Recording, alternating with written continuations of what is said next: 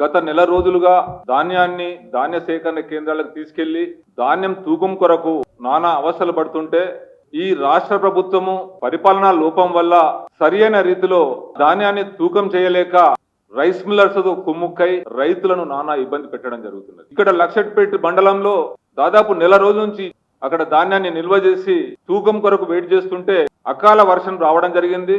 ఆ అకాల వర్షంతో ధాన్యం తడిసి ముద్దైపోతుంది, చేతికొచ్చిన పంట చేజారిపోతుంది, అయ్యో రామచంద్ర అని చెప్పేసి వాళ్ళ సొంత తాటిపత్రులు తీసుకొని ఆ తాటిపత్రులు కప్పటానికి ప్రయత్నం చేస్తే ఆ వర్షంలో గోడ కూలి దుర్మరణం పాలు కావడం జరిగింది.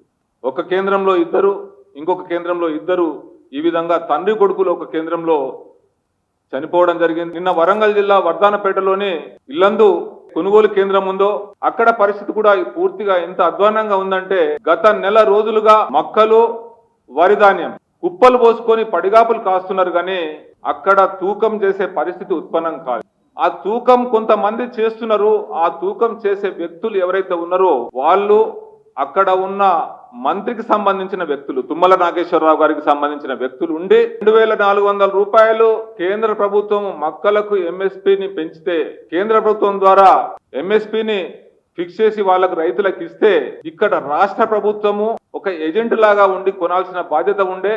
కానీ అక్కడున్న మంత్రి ఎమ్మెల్యేలు అందరూ కలిసి ఎవరైతే 300 నుంచి 400 రూపాయలు తక్కువ అమ్ముకుంటారో వాళ్ళయే తూకం చేస్తూ గోదాములకు పంపించడం జరుగుతున్నది. అంటే ఆ విధంగా రైతులను మోసం చేయడం జరుగుతున్నది. అంటే ఎట్టి పరిస్థితులను ఫోర్సిబుల్లీ అంటే బలవంతంగా రైతులు తక్కువ రేటుకు అమ్ముకొని పోతే వాళ్ళు మళ్ళా కొనేసి మార్కెట్ ద్వారా మళ్ళీ 2400 రూపాయలు ఎంఎస్పీని వాళ్ళు తీసుకోవాలనే ఒక ఆలోచనతోటి ఒక స్కామ్ రూపంలో మంత్రి ద్వారా జరుగుతున్న పని అని చెప్పి భారతీయ జనతా పార్టీ చెప్పడం జరుగుతున్నది. కేంద్ర ప్రభుత్వము ప్రతిసారి చెప్పడం జరిగింది ఏంటంటే కేంద్ర ప్రభుత్వము వరి ధాన్యము, మొక్కలు, జొన్నలు, పప్పు దినుసులు, అదేవిధంగా పత్తి ప్రతి దాదాపు 23 పంటలకు కలిపి ఎంఎస్పి నిర్ణయం చేయడం జరిగింది.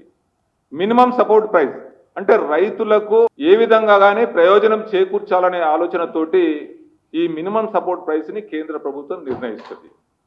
రైతులు ఏదైతే పెట్టుబడి పెడుతున్నారో ఆ పెట్టుబడికి ఒక 50% కంటే ఎక్కువ వాళ్ళకు లాభాలలో ఉంటే రైతులు వ్యవసాయంలో నిమగ్నమైపోయి ఫర్దర్గా మళ్ళీ వ్యవసాయం చేసుకుంటారు. కాబట్టి రైతులకు చేయూతనియ్యాలని చెప్పి ఈ మినిమం సపోర్ట్ ప్రైస్ ని కేంద్ర ప్రభుత్వం నిర్ణయించి కేంద్ర ప్రభుత్వం ద్వారానే పూర్తి స్థాయిలో బడ్జెట్ ని కేటాయించి రాష్ట్ర ప్రభుత్వాలకు పంపించడం జరుగుతుంది, రియంబర్స్మెంట్ చేయడం జరుగుతుంది.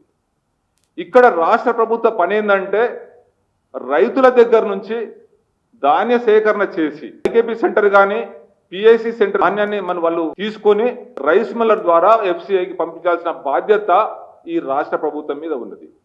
కానీ ఈ రాష్ట్ర ప్రభుత్వము ఈ రైతుల దగ్గర నుంచి సుతిలి కొరకు అని చెప్పి, బార్దాన్ కొరకు అని చెప్పి, హమ్మాలి కొరకు అని చెప్పి అడిషనల్ గా డబ్బులు కూడా వసూలు చేసే పరిస్థితులలో ఈ రోజు రాష్ట్ర ప్రభుత్వం ఉంది.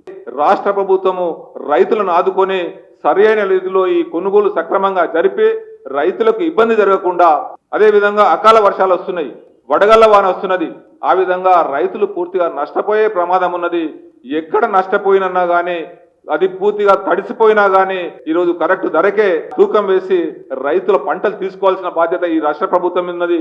కాబట్టి Bharatiya Janata party, Kisan Morcha, Bharatiya Janata party demand చేస్తుంది, మీరు ఇమీడియట్ గా తక్షణమే కొనుగోలు కేంద్రాలలో మీరు మీ ఆఫీసర్లను కానీ అదేవిధంగా రైస్ మిల్లర్లను కానీ మీరు పెట్టేసి తొందరగా ఈ కొనుగోలు కేంద్రాలలో రైతుల యొక్క పంటను కొనుగోలు చేయాలి, లేకపోతే రైతులు నష్టపోయే ప్రమాదం ఉందని చెప్పి నేను కోరడం జరుగుతున్నది.